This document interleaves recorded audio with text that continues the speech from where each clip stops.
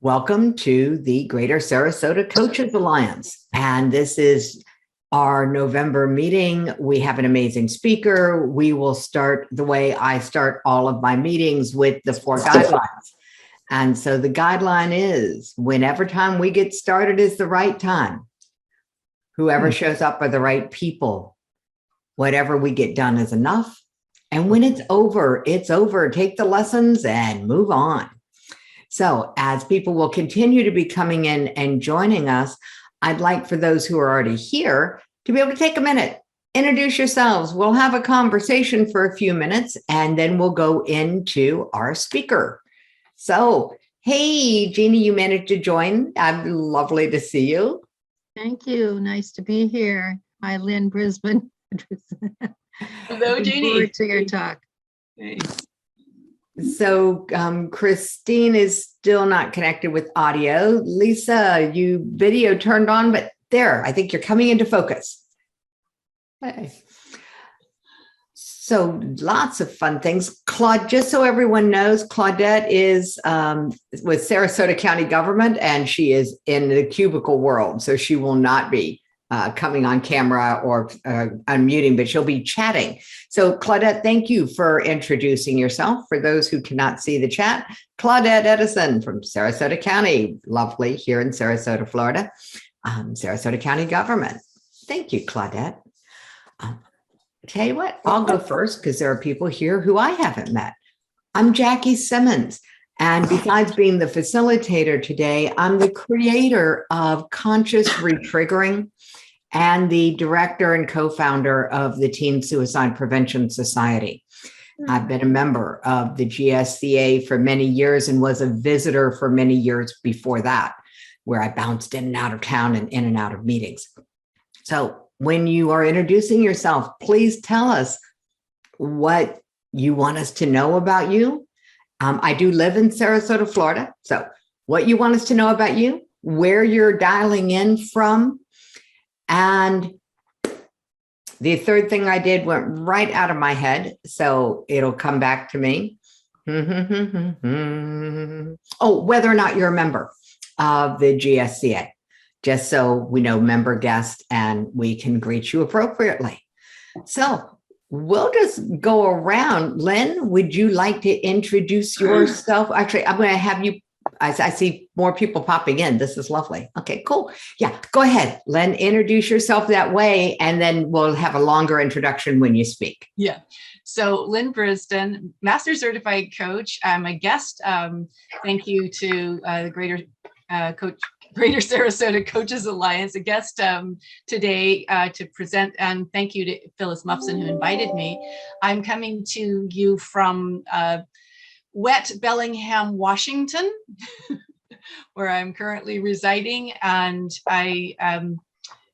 my business is Living in Vision Enterprises. I coach leaders, business owners, and people who just generally want to make some transitions in their lives and become more influential in a positive way. Cool.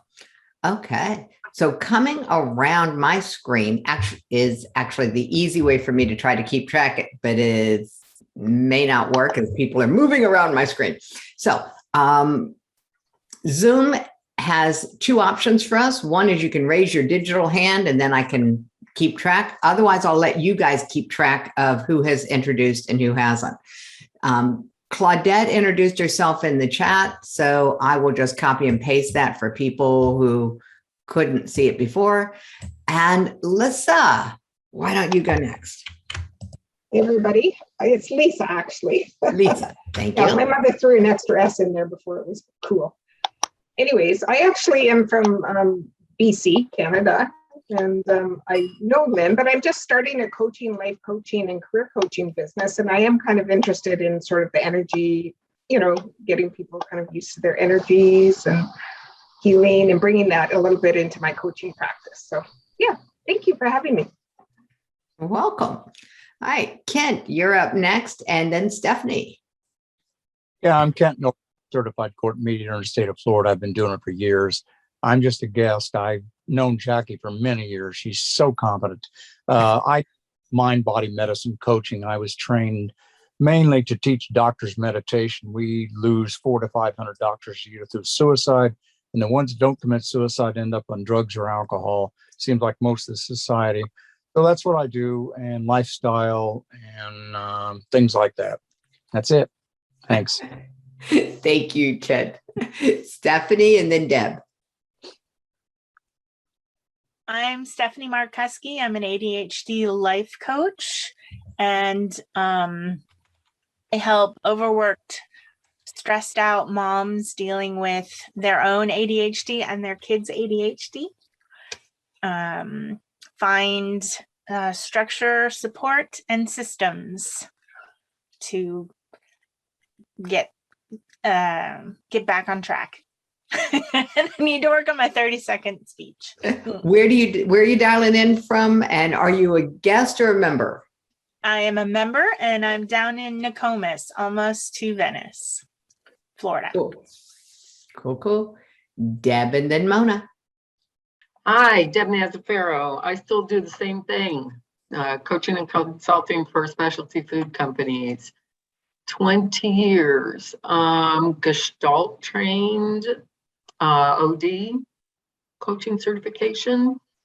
And I've written a book on trade shows for my industry, and I am now writing a book for all kinds of entrepreneurs. It's a little irreverent, tongue-in-cheek. Oh, so you want to be an entrepreneur just like everybody else in America?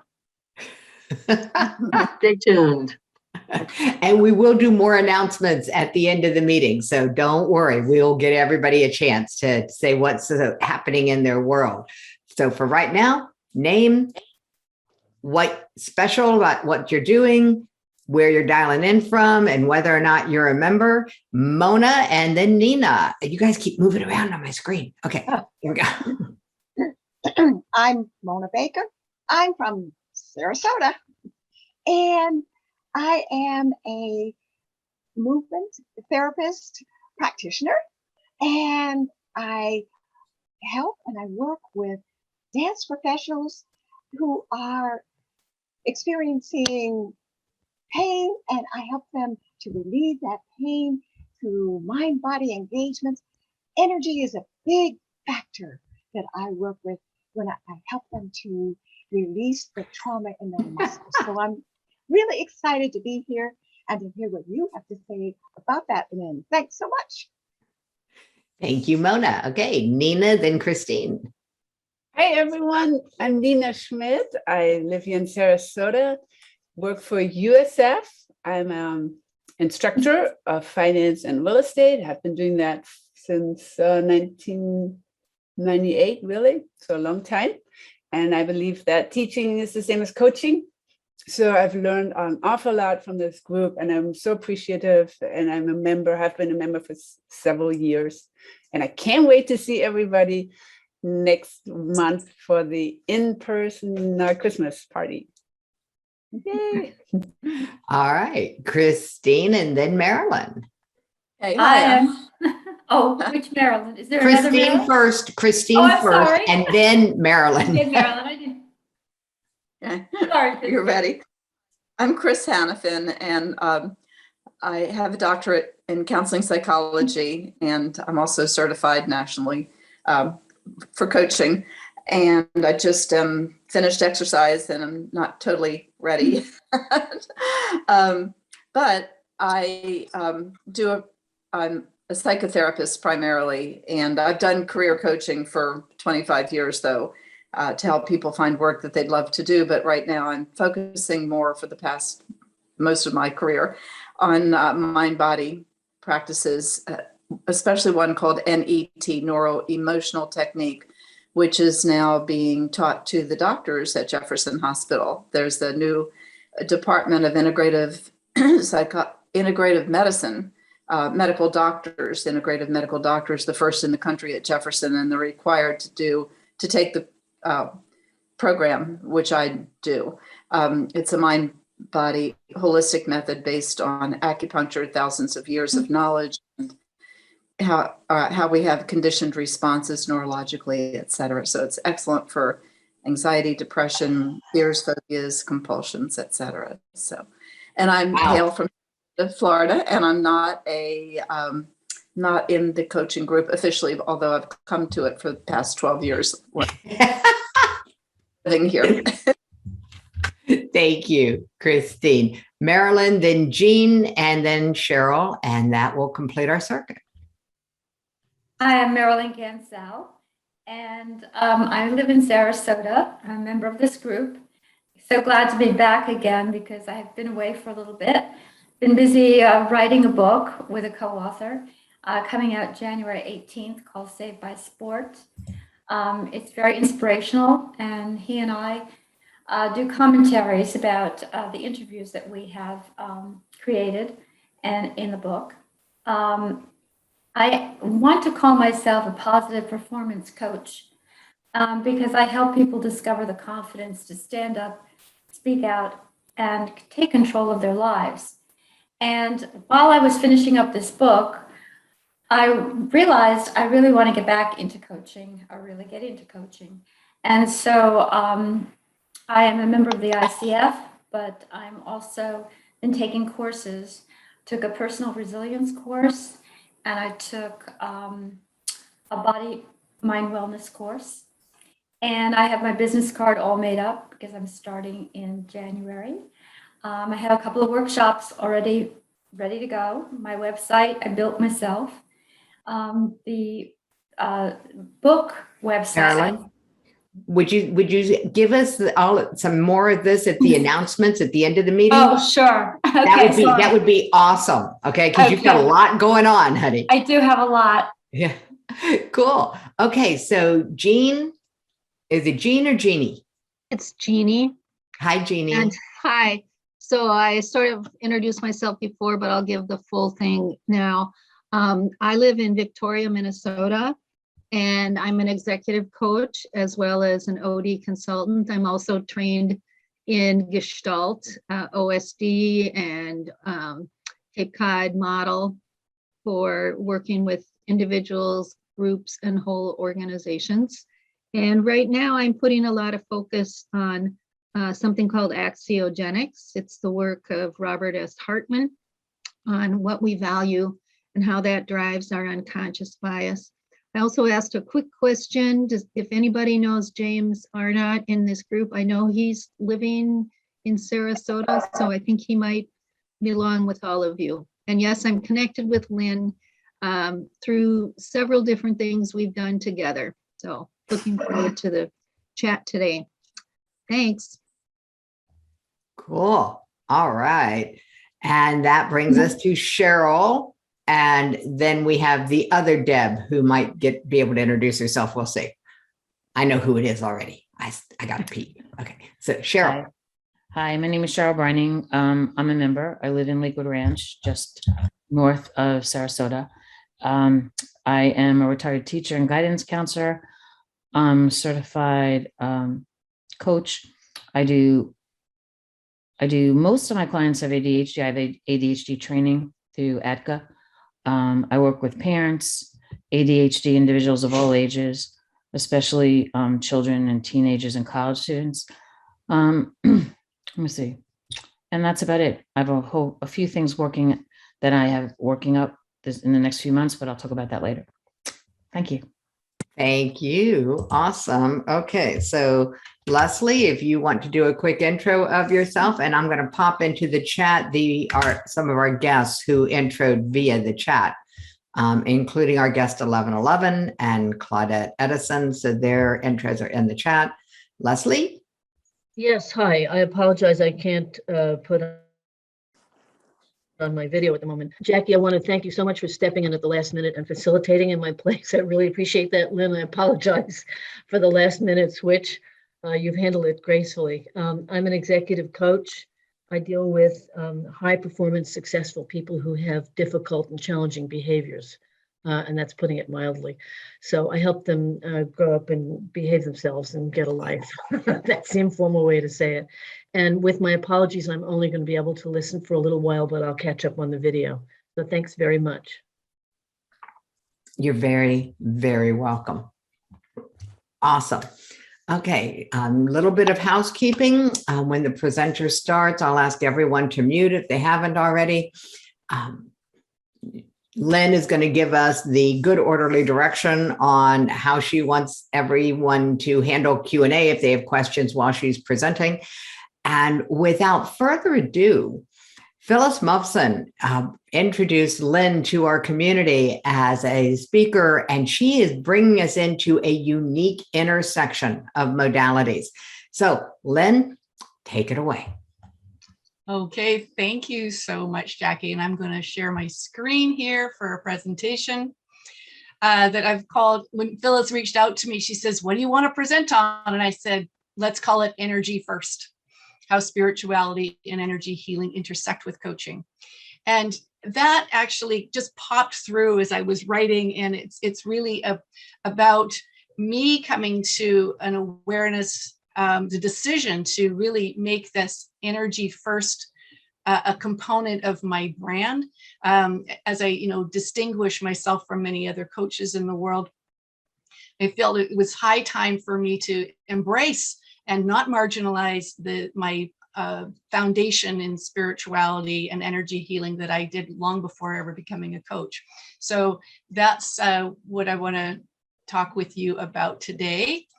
And some of the guiding ideas that are sort of our through lines in, I think, in coaching, in spiritual development, as we're developing ourselves through energy healing, is really answering these bigger questions of who am I? What is my purpose? What is my truth? And then what's next? Those top three questions I actually saw reading one of Ram Dass's earlier works, The Only Dance There Is, recently. I thought, perfect, this is what I want to share. And to start us off, I'll just tell you a little bit more about me than I shared earlier. I became an energy healer, probably more than 30 years ago, and really explored the whole world of interacting with my life as someone who understood metaphysics and how we can influence what happens by attending to our own energy and how we're relating to others. I went on to become a spiritual teacher, teaching the basics that I had learned as in meditation, self-healing, healing others, and then finally learning to read others' energy fields as a psychic reader, and really appreciated everything that I was able to shift and change in my own life as a result, and then started looking for more practical ways to share that wisdom in ways that were more accessible to a broader range of people than simply spiritual seekers, and discovered the coaching profession, certified first as a CTI coactive coach, and then moved through the other list of coaching methods that you see here over 15, 20 years. Each of the coaching methods that I studied were answering a question for me about how can I bring more of this foundation of energy awareness and the depth of work that I know was available through energy work into the coaching field. And so the core dynamics coach, human software engineering, really was about getting clear on our triggered emotions and being able to resolve those using sort of energy-like focused approaches. Conversational intelligence really validated what's happening at an energetic level through the neuroscience research that Judith E. Glaser accessed to support her theories that were imparted in her book. And more recently, getting just upping my game with the ACE certified coach, and then currently in the positive intelligence coaching, which I know that you got a very great introduction to back in July with Kristen. So I won't go into depth about that, but I really loved how Shirzad Shamin has been able to simplify so many principles and make them accessible, and really validates our capacity to change how we're thinking and how we're behaving through neuroplasticity. And also, you know, while it's not directly talked about in the coaching program, just this month, the positive intelligence community had a wonderful conversation about spirituality and religion, and how positive intelligence actually supports our development in those areas as well, and how we can get stuck with saboteuring behaviors as well. So, and you can see, I also like to meditate. When it's a nice day, I ride my bike, and I love to dance, even though I don't do it as much anymore. And my mom always thought I was a little bit weird. So that was me dressed as a Martian at age 17. She said, "You always seemed like you came from somewhere else, Lynn." So, but really, you know, when we really look at any of us, who are we? Who am I? We are beings. We can be conscious, present, and whole, experiencing this human body, male or female, whatever it happens to be. So what I'd like to do now, though, is, before I go on, is offer up a meditation for us. I am going to pepper this presentation with a few meditations, and then there'll be some other points where I'm going to have some specific questions for you, and I'll ask you to either put up your hand to answer, or you can also put them into the chat. So, Lynn, I'm going to just pause for a second. Anyone who has their camera off, if you are driving, mute the meeting or leave before we go into meditation. Thank you. Thank you, Jackie. Thank you. That's a very, very good request. So yes, because we're going to close our eyes, or if you're not comfortable closing your eyes, you can, you know, put your focus on the candle image on the screen.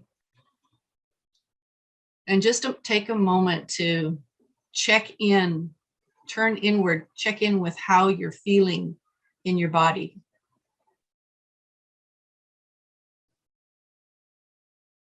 Just pay attention to what you notice. I'm sure some of you are very familiar with this kind of exercise. Notice the feeling of your feet on the floor, pressure of your body against your chair.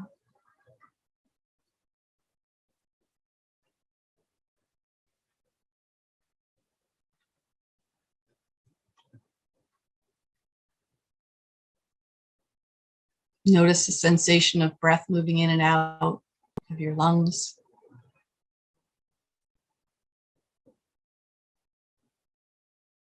Air flowing past your nostrils.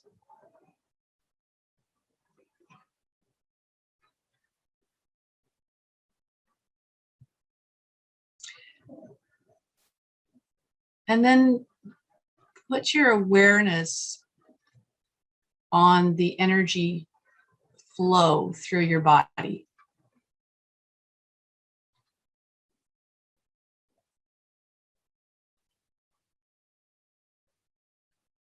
And then bring your attention to the lower part of your body, around the pelvic cradle, and tune into the energy that flows out of your body there. Your grounding.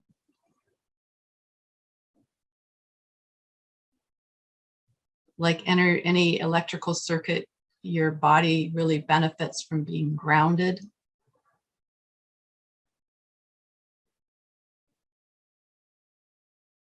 And having that grounding connection go all the way to the center of the planet.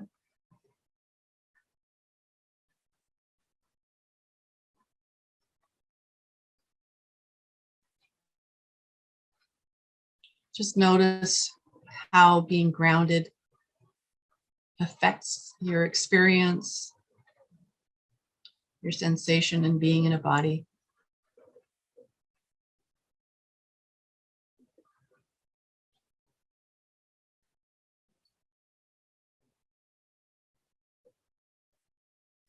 And then bring your attention, you can let that grounding continue. Bring your attention now to the center of your head.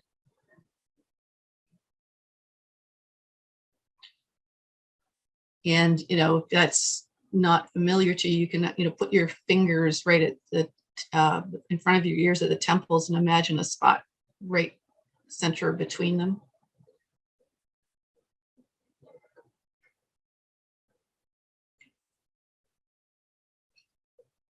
And with our focus on this point, this gives us access to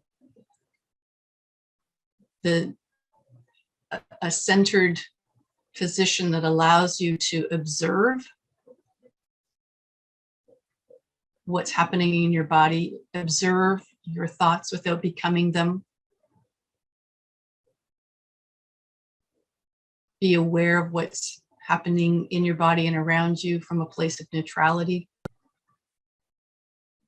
non-judgment.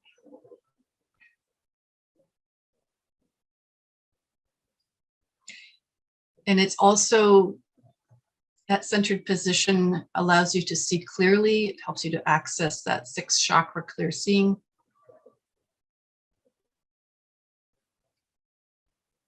And is a focal point for your conscious energy, your beingness in your body.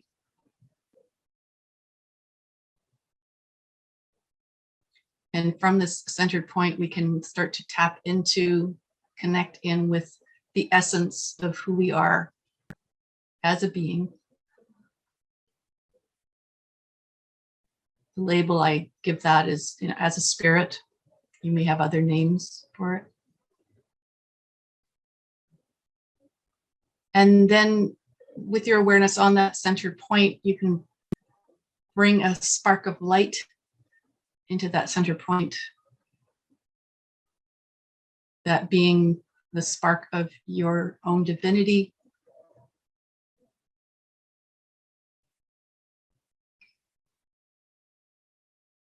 And allow that light to expand, filling your head and filling the space around you.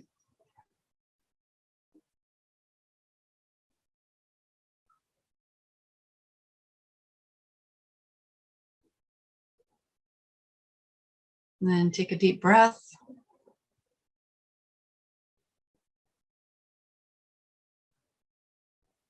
And you can open your eyes.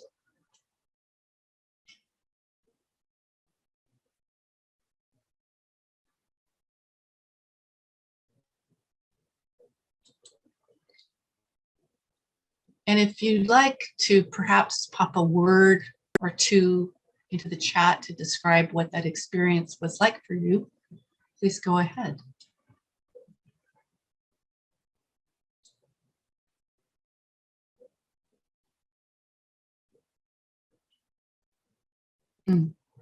Calming, yes. Relaxing. Light and relaxing, yeah. Yeah, I always find it calming. Doing this for me as much as for you.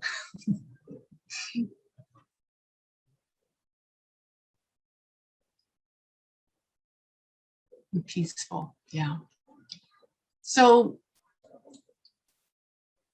I'm gonna move on now.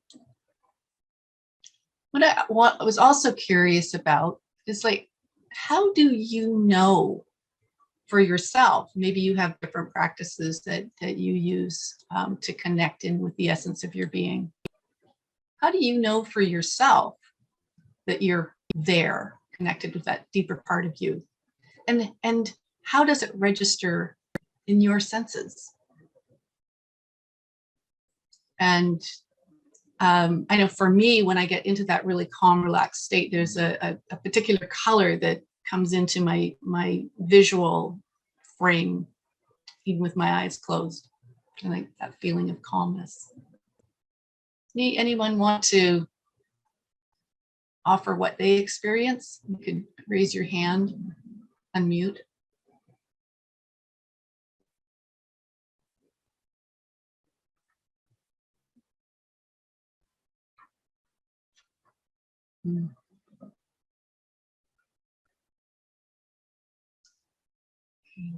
I'm not seeing any hands raised. Might be missing something here. Okay. I've got some. I can almost stop breathing, says Claudette, because I'm so relaxed. Yeah.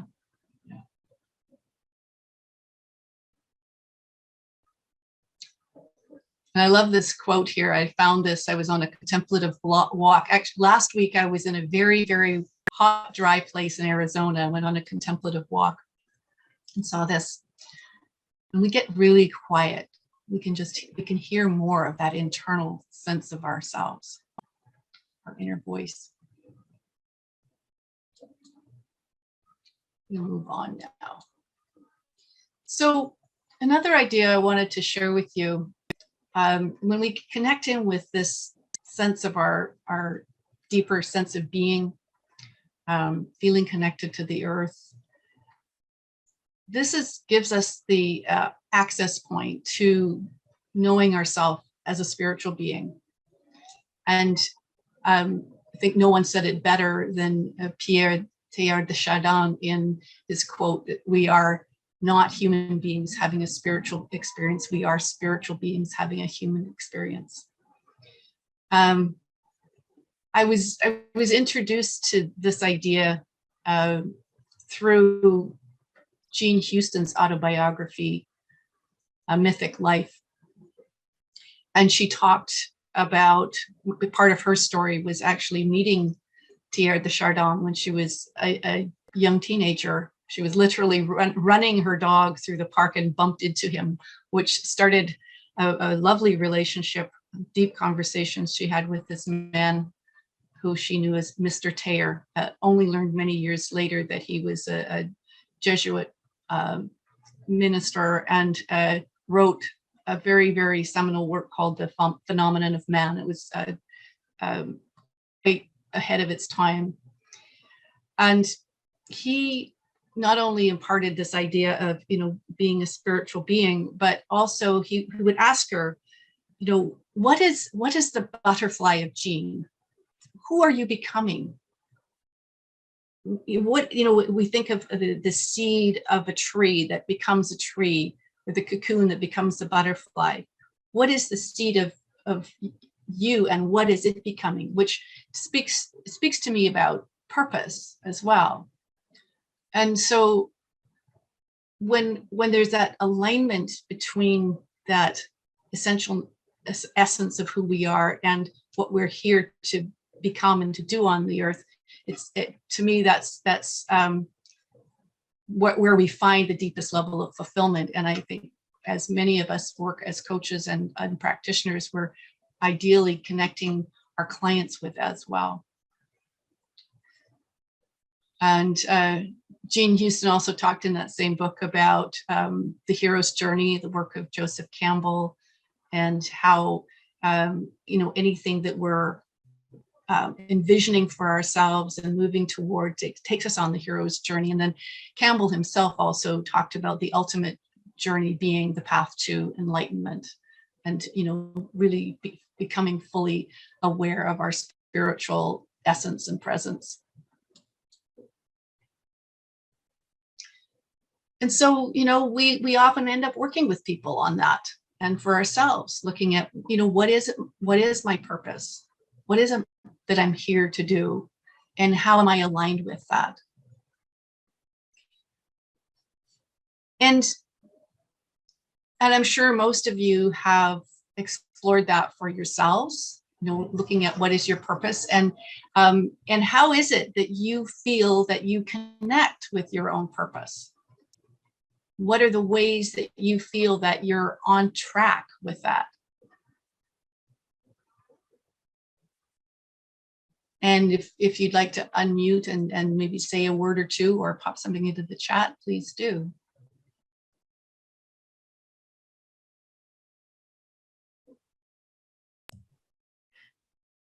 So Lynn, can you see it? Yes, I see Mona has her hand up. Thank you. Yeah.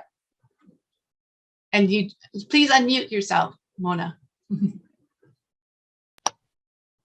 So I began my career as an inspired dancer, a professional dancer. And then I had a career injury, and I wanted to help other dancers. So I trajected into the field of movement. So I'm going this way, and I'm in the field of movement, working for many years.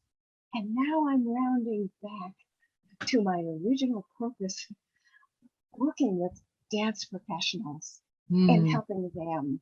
And so my purpose, I feel, because dance is really bringing joy to the world. It is, when you're in that sense of joy, it is an inspired moment, and you are living in a sense of your full essence of your being.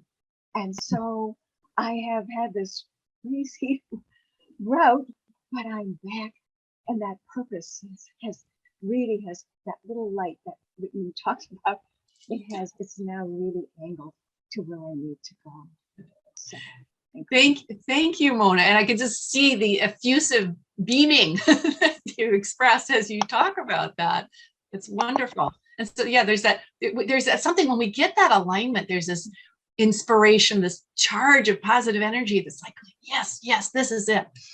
And so, and as we work with clients, I mean, we really want to bring them to that state, and we can experience that as an expression of energy. You know, I think many of us, when we were learning to become coaches or whatever practice you're in, it's when we see that the client or the person we're working with become alive and energized. It's like, okay, now we know we're on track, you know?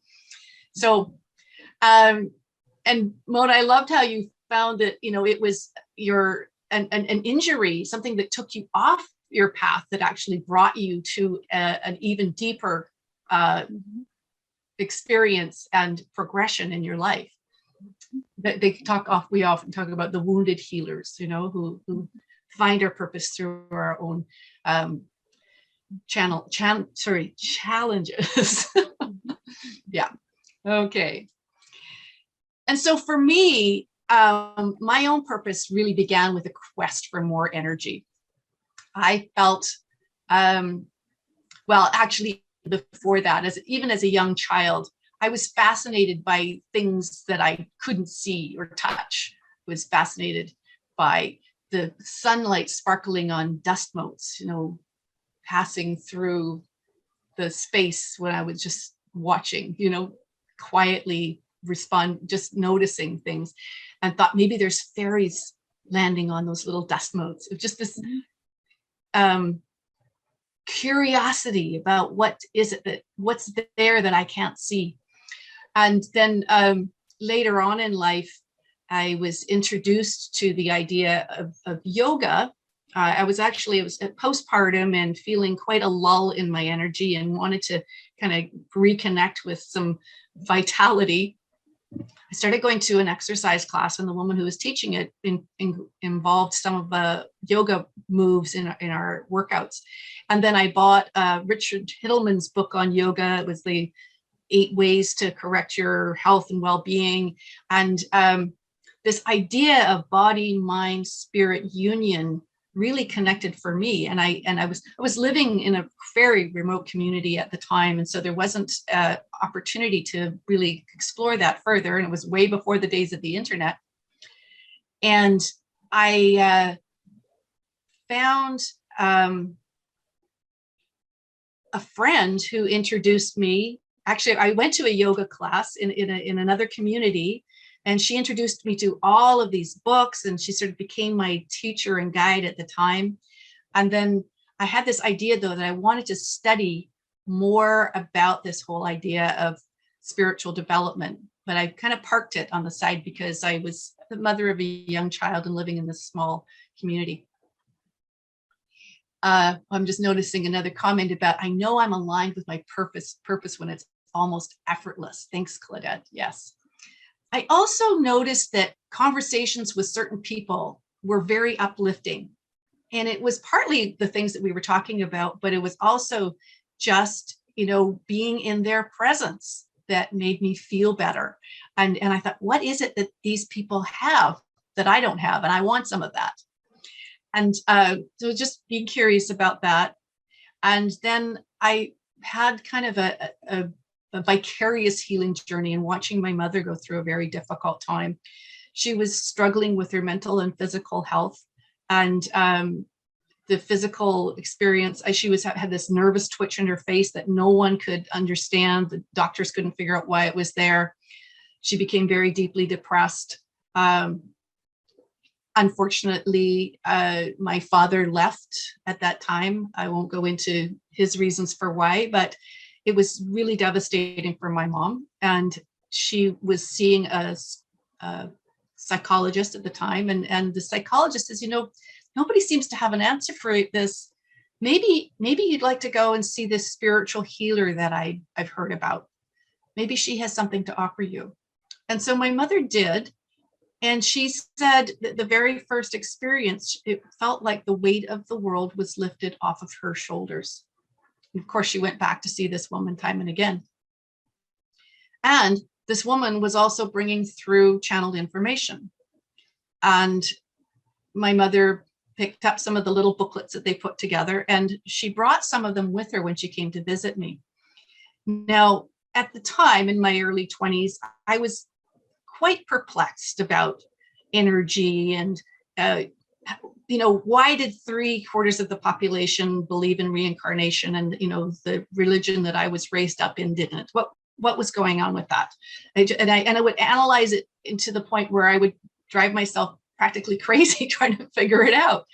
And then these books that she was sharing with me answered a lot of those questions, and it validated, that we do have an afterlife, that we go on, that our spiritual essence continues on and can come back into other lifetimes. And somehow that just relaxed my mind. And again, I thought, I want to study more of this at some point, but not yet.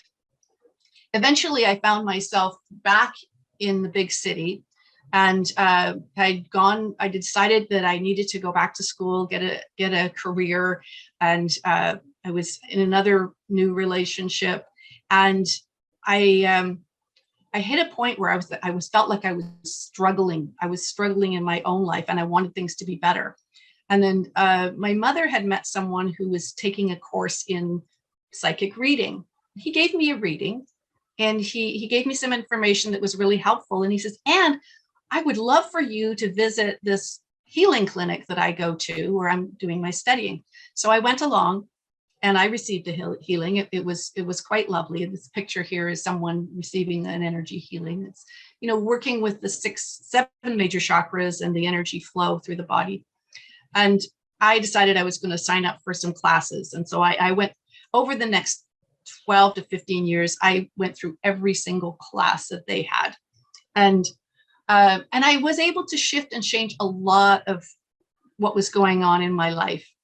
And what I really liked about this particular practice is that, the principles, they weren't asking me to adopt a certain dogma, but there were principles like, it's a planet of free will, and as spiritual beings, we have the capacity to create our own reality through how we relate to what's happening to us and the choices that we're making. And when we're providing a healing, the person receiving is at choice. It's up to the person receiving, the healee, what we're ready to let go of. It's a very balanced power dynamic, much like coaching does, interestingly. I hadn't learned about coaching yet. But through all this, I was able to make quite a few changes in my life. And I found a new love. And ended up being with a spiritual teacher, this man here, Don Lay. I entered into a new career supporting entrepreneurs. This is a picture with me getting a certificate from Ernesto Ciroli, who did enterprise facilitation. And I got a job working as a program coordinator for this entrepreneurship program. And then I discovered coaching because I wanted to find a way that allowed people to access some of the wisdom that I had been able to connect with through my own spiritual growth and development, but in a more practical way. I was working in a large educational institution, and I thought, it was not the place to fly my freak flag. I needed something more practical and grounded. So I followed the coaching profession, and eventually I was able to leave my program coordinator job and become a business coach working for another organization. So it's really set me on an entirely new path. And I also want to acknowledge that I had learned a lot of how to make personal change through my spiritual development work, and coaching then furthered that even more. And so through all of this, I continued to follow the thread, and this thread of, what is fulfilling for me? What's aligned with my own energy? What feels right? How do I bring the different pieces of my life together in support of other people? And constantly looking for methods that were accessible to a broader population. And coaching continued to offer new career pathways and opening up into new ideas. The neuroscience validating many of the interpersonal energy dynamics that I had learned about. In fact, some of the neuroscience that we're seeing now validates a lot of what I learned as metaphysical outside of recognized science earlier on, is now being supported by neuroscience. So I'm feeling, while I had felt myself somewhat marginalized in some circumstances, I started to feel quite vindicated by what neuroscience was now telling us. So, and through all this, I found that the practice of letting go of what I currently believe to be true, the thoughts and processes that I was engaged in were, when I was feeling challenged, it was important to let go of the ways of being. And so now I'd like to invite you into a meditation for letting go. And so again, we can close your eyes.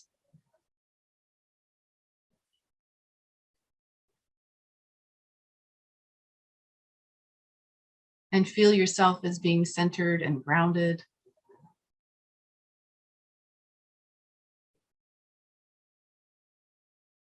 And just ask yourself, is there any energy in your space that you'd like to let go of now?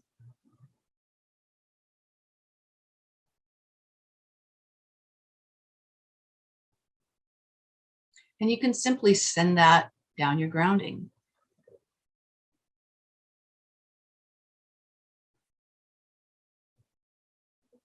Just releasing it.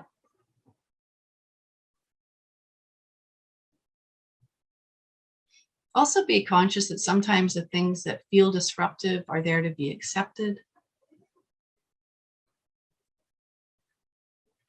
come to terms with, to get comfortable with. And then if there's still something to let go of, let it go.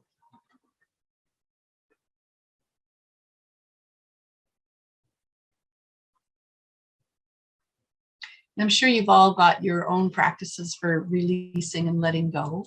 And here's one that I got to experience just last week when I was visiting Sanctuary Cove in Arizona.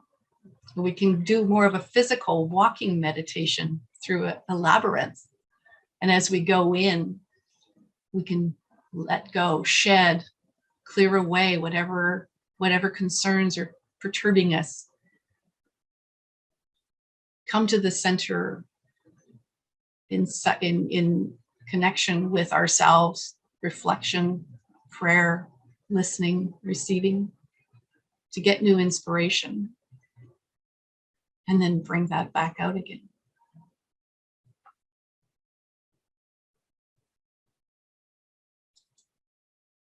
So now coming to this idea of, where are the intersection points with coaching, with energy healing, with this idea of spirituality?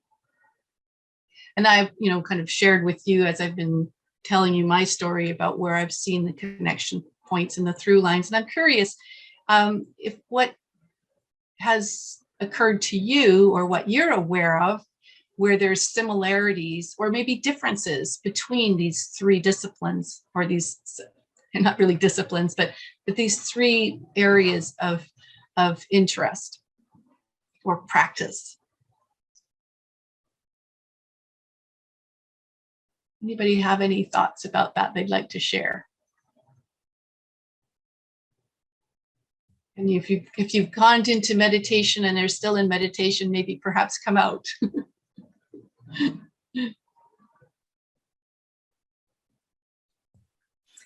When you open up the microphone to this group of people on this topic, there's a lot that we can share because coaching, energy healing, spirituality create a beautiful Venn diagram, I think, for many of us. Claudette asked you to restate the question. Okay. So when we look at these three areas, what are some of the initial thoughts that come up for you about how they compare or contrast? I know this is a huge question.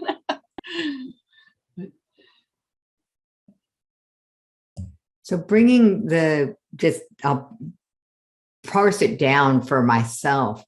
Mm-hmm. The contrast between the three of them for me is sort of the internal with spirituality, the external with coaching, and the energy being how I shift between those two.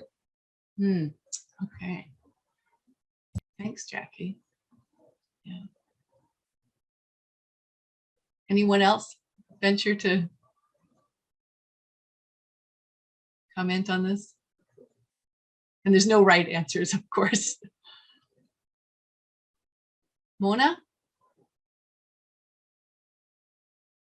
And then, yeah, there you go. So when I work with clients, some of them are dancers and some of them are regular people, and they come to me with pain. I'm a practitioner. And then I teach them how to engage with their mind and body. So in a different way. So I'm opening up new energy channels.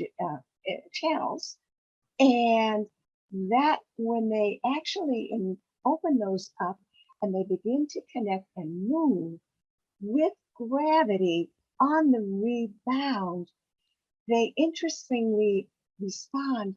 They feel light, and they say, more often than not, I feel more spiritual. Mm-hmm. So there is the actual movement that I work with clients to get them in touch with another experience of themselves that they just call it spiritual. Of course, that's really exciting because I see all the beautiful uplift and the release of the energy and the relinquishing of the pain. So that's how I sort of see that sort of woven together, the notion, the comparison woven together in my experience. Thank you. Thank you, Mona. Yeah. And I know for me, sometimes I'll be working with somebody, we enter into a coaching conversation, and what gets provoked in the coaching conversation can be addressed with some energy healing techniques. And yes, it opens them up into a more expanded experience or version of themselves. I guess, they're becoming more of who they are, returning to a wholer sensation of themselves.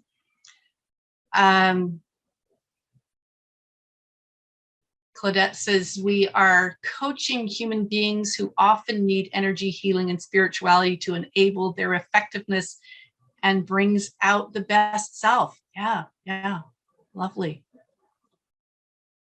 I find this it's quite interesting how we could take these very large ideas and boil them into something that we can communicate in a tight way. So I'm also looking at, I thought, okay, is it a Venn diagram, or is it perhaps, are they intersecting and interacting? It's like, as I've heard, we were talking, Mona and myself describing it, it's like we can start in one and we move through to the other, and it opens up the other side. And in fact, we may start with energy healing, blend in some coaching, and move into spirituality.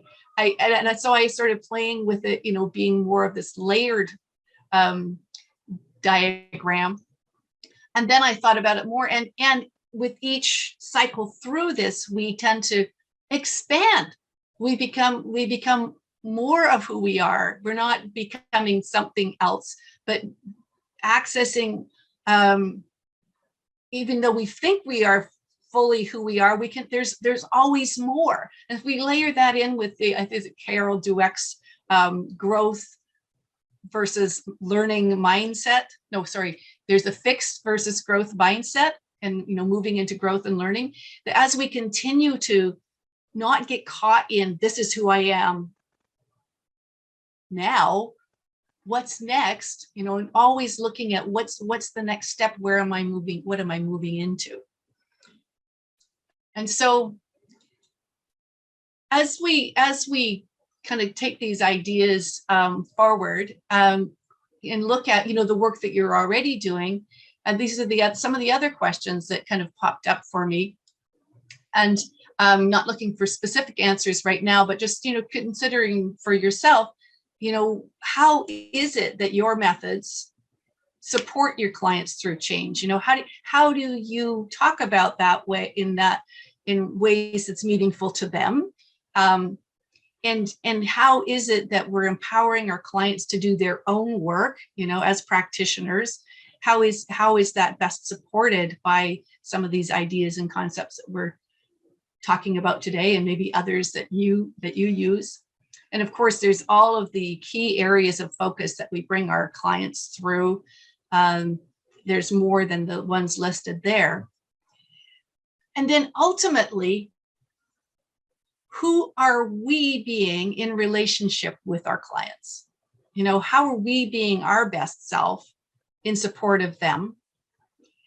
And how are we tending to the energy of the relationships with ourselves, with our clients, and how do we support our clients to tend to the energy of their relationships? Because it's not all about us. As we find as we're working with our clientele, that many of the issues and the concerns that they bring to us are in relationship with other people. Do you find that? I notice that, you know, there's a lot of people who come with issues that are to do with their own health and wellness, but so often it's, you know, how things are going in a work relationship, in a interpersonal, intimate relationship. Yes, Jackie says, I'm a firm believer in putting our own emotional, energetic oxygen masks on first. Yes, yeah. So as we sort of move into, you know, rounding this session out, I also want to offer one last exercise, and this is really having to do with cleaning up and clearing out the energy dynamics in relationship to other people. And this is really about, you know, creating boundaries. And we hear a lot of talk about creating boundaries, and we can look at boundaries from a place of being able to state verbally, you know, what's okay, what's not okay, to choose actions and behaviors that fit within the context that we want to take a stand on. And we can also attend to boundaries at an energetic level.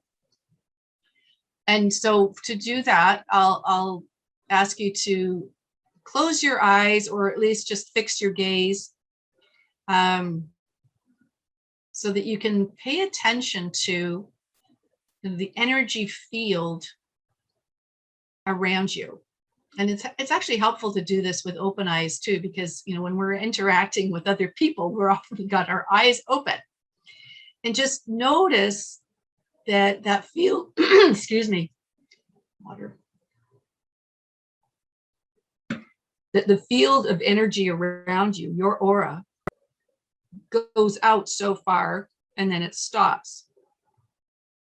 And it's actually easier to manage it if you don't have it going out too far, if it's not too diffused. Since you got to bring it in to roughly 18 inches out from your body, and just have a clear definition in your mind's eye or in your feeling proprioceptive experience, that this energy field, my aura, is mine to manage and take care of.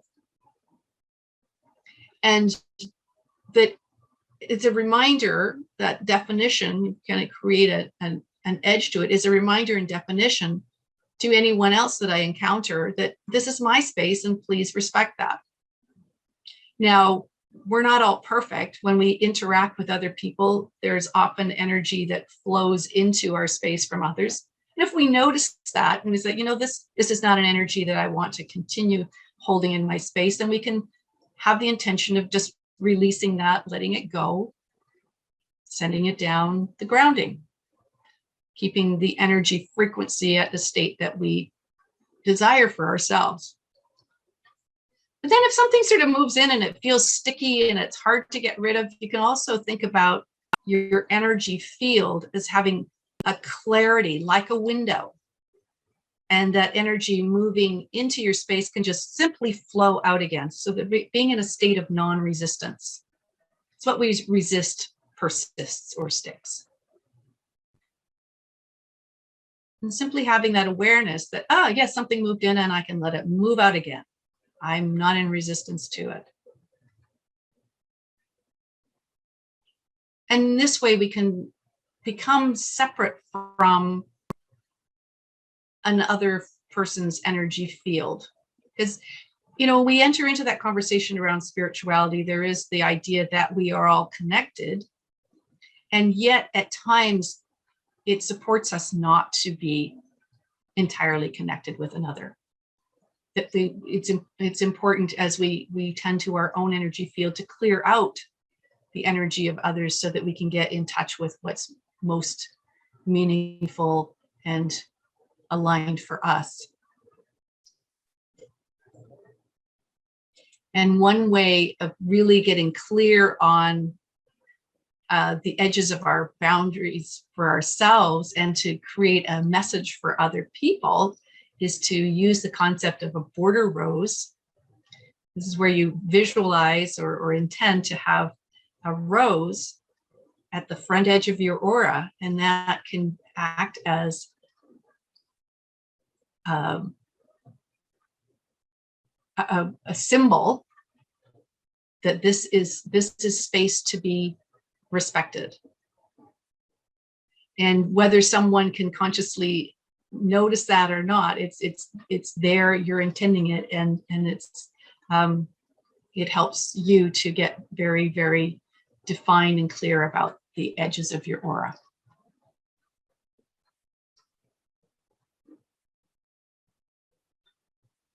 And so we'll just come out of that. And I want to, here we've got a comment from Claudette. I think that raising self-awareness is the first step toward, and this work of mind, body, spirit supports that quest for knowing ourselves, our true selves. Yes. Yeah. So, and this has been a really, I guess, abbreviated and condensed sharing of some of the concepts that I've learned and work with in coaching and in spiritual healing and energy work. And I really invite you in your own practice to always, be attending to your own energy and also looking at next steps and continuing to push the edge of the envelope, expanding outward. And I'm going to quote my dear departed husband, who said constantly, how far do you want to take it? And how real do you want to make it? Energy is real.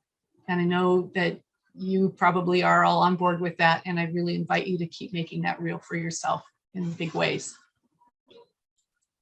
And I want to say thank you to my departed husband, Don, and my very recently departed mom, who both passed in the last year, because they both had an incredible influence in my life and my spiritual path.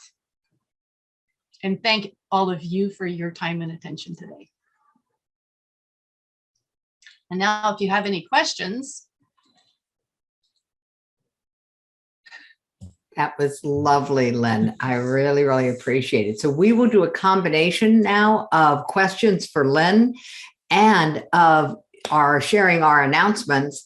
And we do have one question. I'll let you take a couple of minutes for that. And then we'll go into sharing our announcements. And for those who want to, you can share your contact information in the main chat if you want people to know your social media handle or whatever. So a little more about the energy of the aura. The question about that. There's a question about that from Mona in the chat. Okay. A little bit more of the energy of the aura. Yeah. Whoa. So, I think the energy field of the aura, if you ever seen did you learn about magnetism and see how iron filings are arranged on a paper?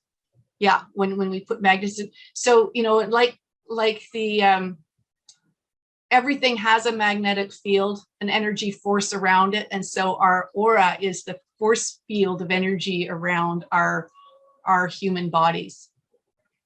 And it's the image that I've come to really appreciate is the toroid loop. That the magnetic energy pattern is in that kind of donut loop that is constantly flowing in and out, and it actually there's, I think, some of the thought leaders on this talk about that toroid loop being like a building block of everything in the universe. From the atomic particles to solar systems and galaxies. So we're all sort of flowing in this toroid loop, and the circle of life, the flower of life patterns, that's kind of interlocking circles, is representational of that energy field that everything has. And so we as humans all have that field. If you've ever seen those pictures of the wise avatars, from ancient wisdom traditions, and there's the image of the body, and then there's the image of the field around them, and it's bigger and bigger. And so that's what I think of with the aura. So does it come up and around like that? So it's always in a state of circulation? That's what I was trying to. Yeah. Okay. Yeah. My notion of it was so diffuse before, and when you said to bring it to 18 inches, that made a huge difference. So that's really interesting. So thank you. Awesome.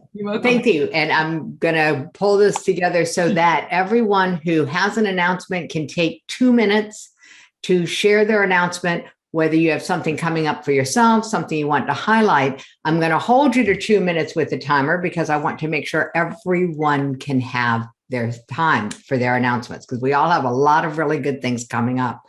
Lynn, I'm going to invite you to drop your contact information in the chat for everyone. And again, everyone can do that for each other. Feel free to engage in that way in the chat. So raise your digital hand if you have an announcement. I see Deb has already got hers up, so we'll let Deb go first. And everyone else, raise your digital hand so I can get you in order. That's under the reaction button at the bottom right of your screen. Raise hand. Deb, go. So the reason I have to go first is because. Whoop. I accidentally muted you, Deb. My apologies. Shut up. You shut up. Nice to see you too, Jackie. Anyway, we go back a long way. We can see each other. No, I wanted to go first because it's GSCA business and it's fun business. Holiday party coming up December 13th at Seasons 52 11:30 for a couple hours outside on the patio. They have windscreens and they have heaters. And if you're a member, you got a announcement last week, and almost everybody on the call here has responded to me. There's one person who I won't call out. But otherwise, looking forward to seeing everyone then. And you can, don't forget, you can bring a +1. Thank you very much. All right, Marilyn, you have your hand up.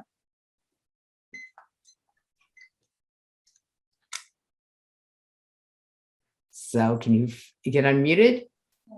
There it is. Sorry. So I just wanted to quickly say that you can check out the website Saved by Sport, which is going to feature the launch of our new book that's coming out January 18th.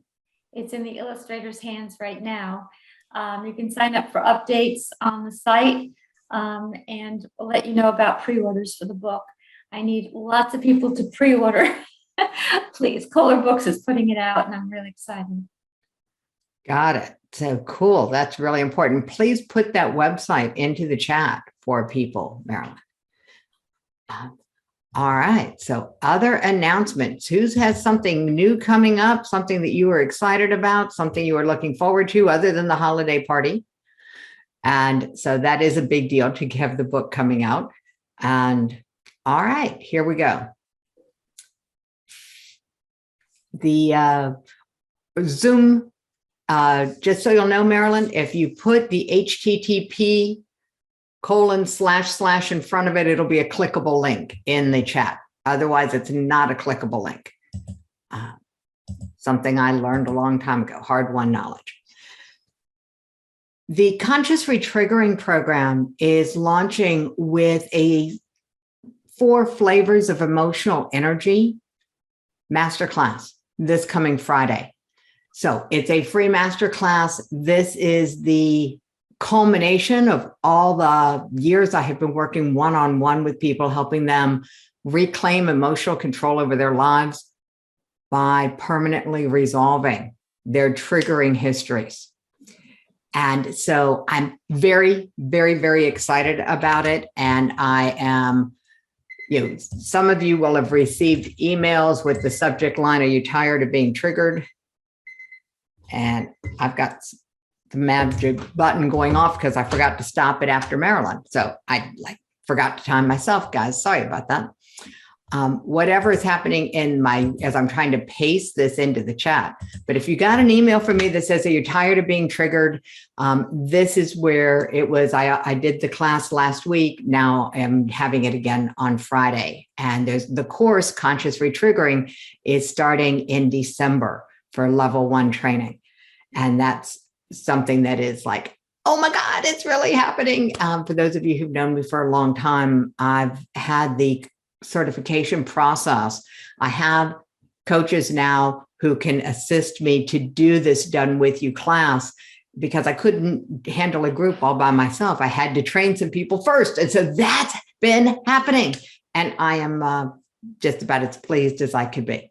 So that's my big announcement, is that Conscious Retriggering is launching in December. I'm doing a masterclass on the 4 flavors of emotional energy this Friday. You're all invited for free to the class on Friday.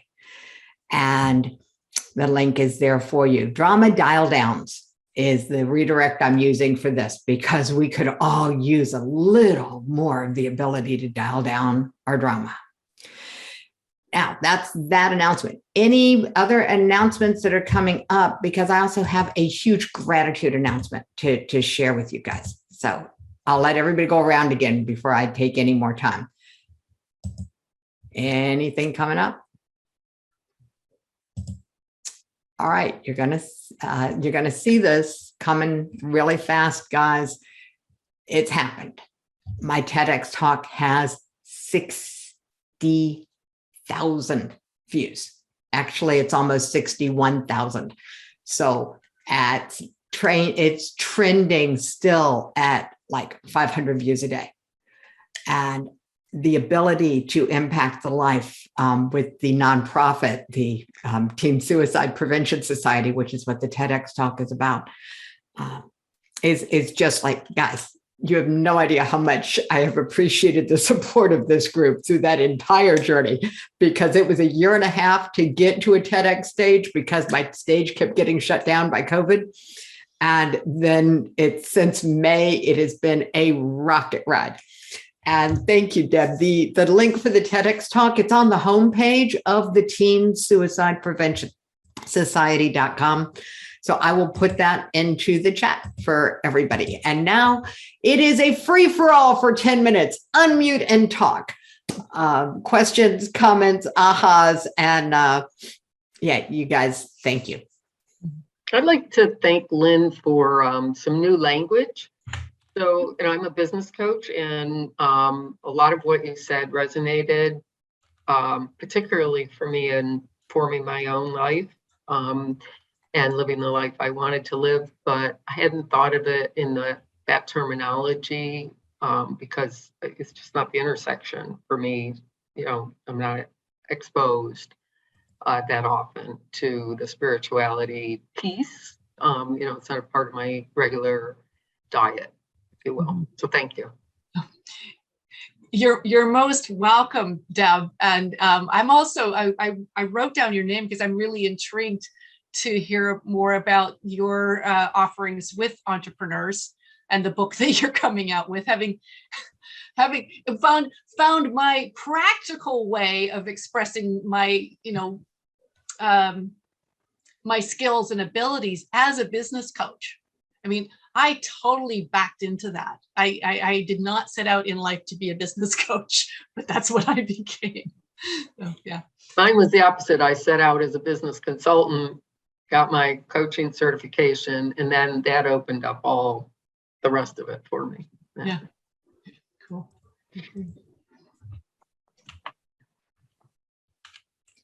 Okay, so Jackie, if we sign up for the class, because I have a conflict at noon on Friday, you'll send a recording? Yep, you will get the recording. Absolutely. The places that we overlap. Lynn, when you were, Cheryl, I see your hand up. Thank you. Sorry, I was muted. Lynn, I just want to say, it's just amazing to me how sometimes you just go to something and you needed it so much and you didn't even know you needed it. Lynn, I just want to thank you so much. I have a little strange background or different background. I grew up with a mother who was an astrologer and into spiritualism. So through the years, I went into teaching and counseling and coaching and social work and things like that.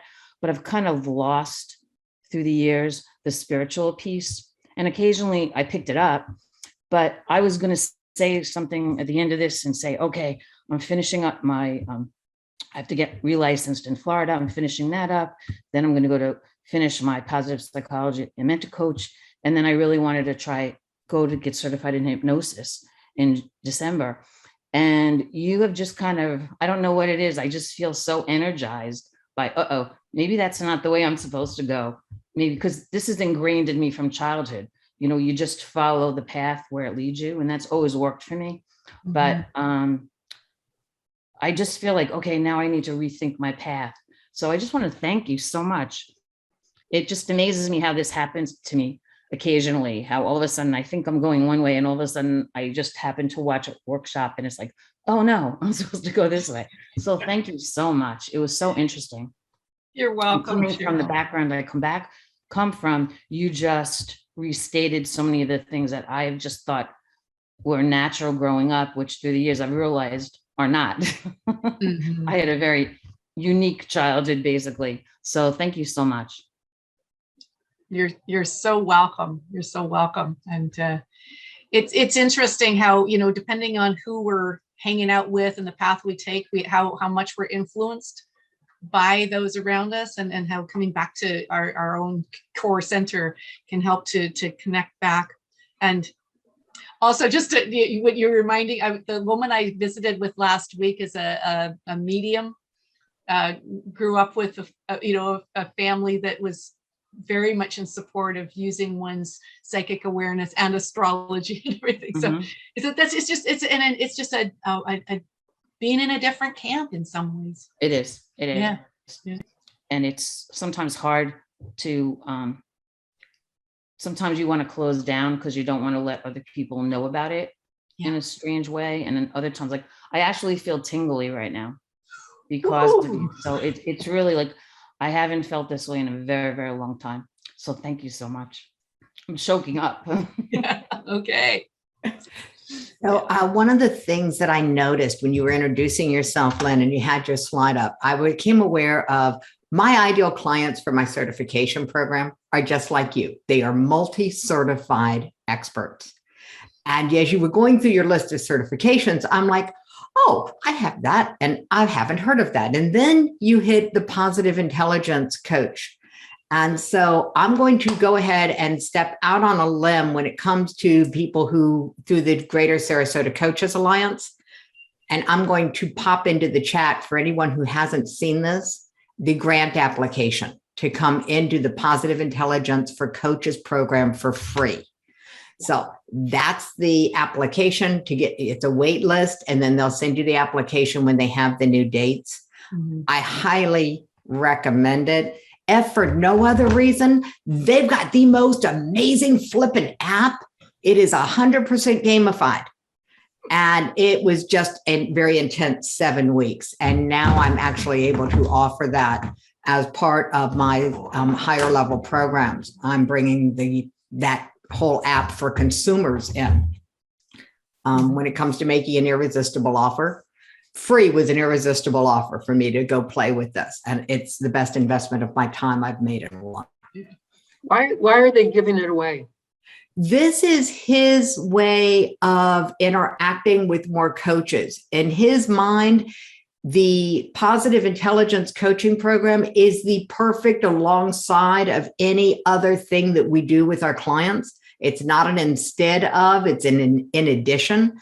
And if he has his way, every coach in the world will be using this in addition to what they're also doing. And so he's giving it away to coaches. He doesn't give it away to consumers. That's $1,000. But he gives it away to coaches. And, you know, I'll do the elephant in the room, spoiler alert, because how many of us have been through programs and you know, at the end of it, they're going to make an offer and it's going to be at least 5 figures. And, you know, it taints your whole experience because you know it's coming, like tsunami, you know, the elephant of anxiety. When he got to the end of his program and he made his offer to continue with him, it wasn't 5 figures.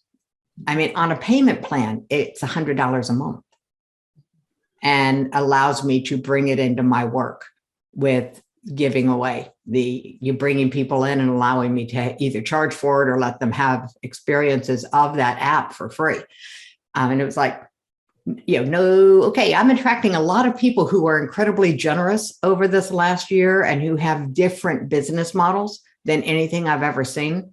And his business model is now geared completely for expansion. He is totally at the scale. You know, he zoomed past leverage a few years ago, and now he's looking to scale by bringing in other coaches, having coaches experience the program themselves and decide, do they want to continue with his stuff alongside what they're doing.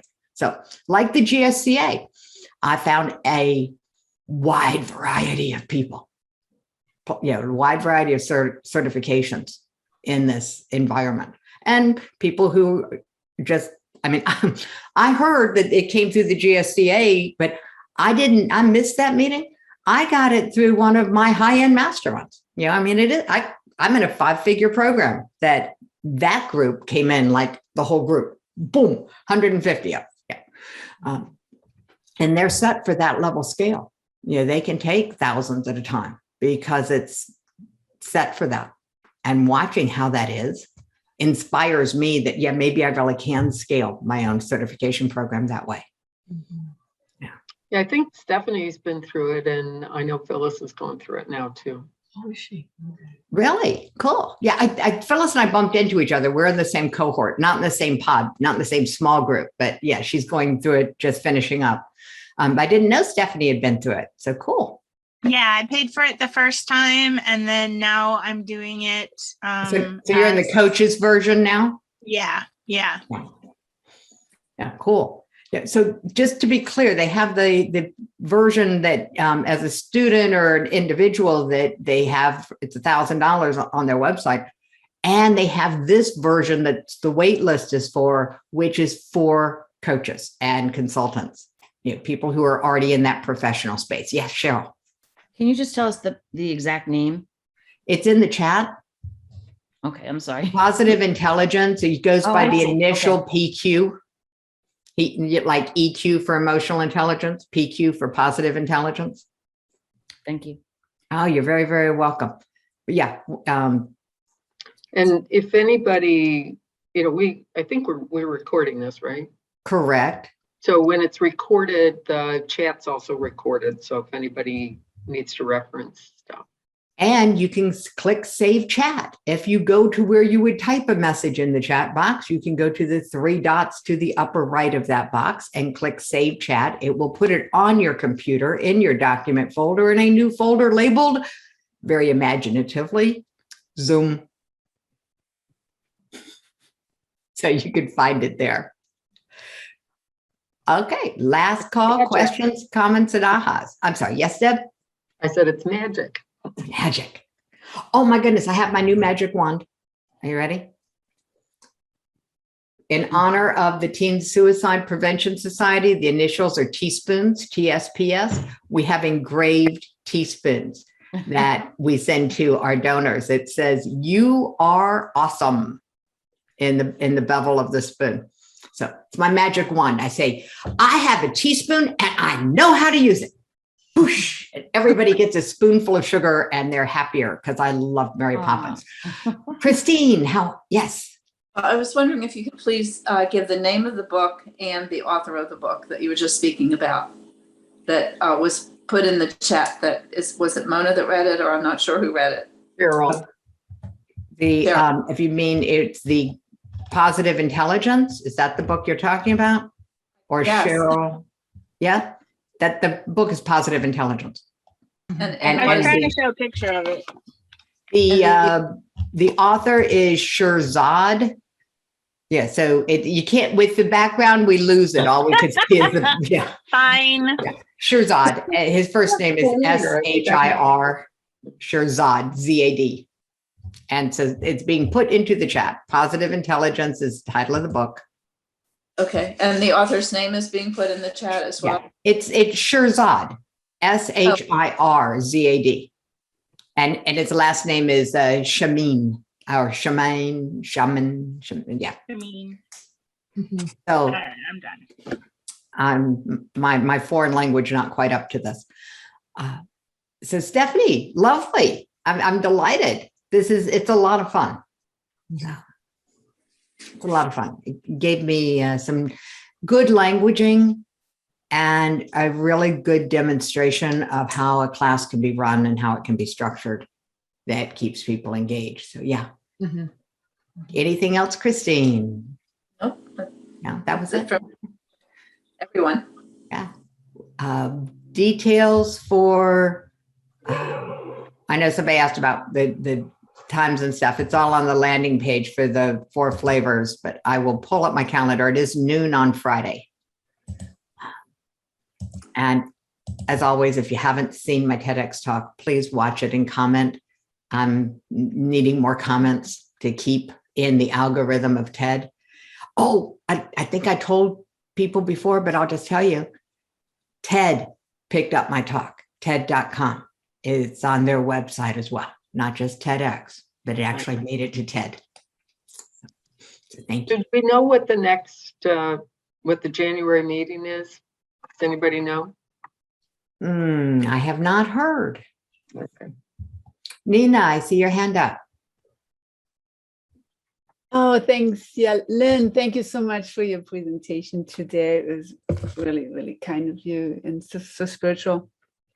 I want to express my condolences of having lost both your significant other and your mother in the same year. I just lost my mom recently, and now my dad's coming next. And Any suggestions how you were able to move and maneuver through that emotionally and energetically? Yeah. So difficult. Yeah. Well, having a spiritually based foundation as a belief system really did help a lot in that. For me, it feels like that, yes, the body is finished, yet the spirit lives on, and I have the ability to kind of touch in, connect, sense or remember their presence. I find that very helpful. I also, to be honest, having the positive intelligence app was very helpful when my husband was going through the last few weeks of his life.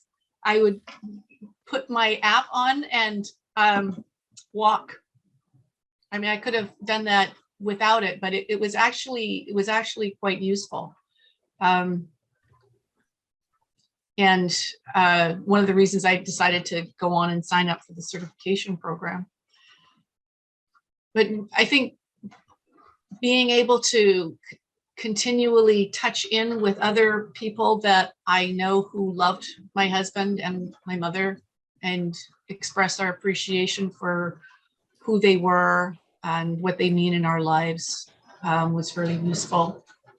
My husband passed away he was in a hospice program for the last couple of weeks of his life. So there was a support group that was offered it was 6 weeks of grief education. Was able to also access some grief counseling through I also have a job where I manage a program for business startup. So through my employer, I was able to access some grief counseling. So I think it combined all of those pieces were very, very helpful.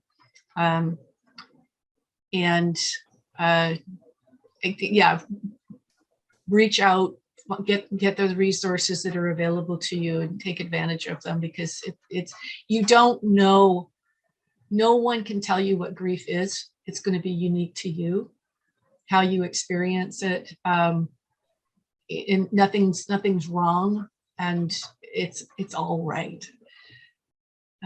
Yeah, and there's a book that was given to me. It's called Grief One Day at a Time. There's 365 days. They're just writings and thoughts on grief. So, yeah. Thank you. You're welcome, Nina, and my condolences as well. We get to this age and it's happening more and more, and it just seems to be such a great wave of beings that are leaving now, not just with COVID, but it's just their time. And I believe they'll be back, because we need lots of new bright souls to fix up our world.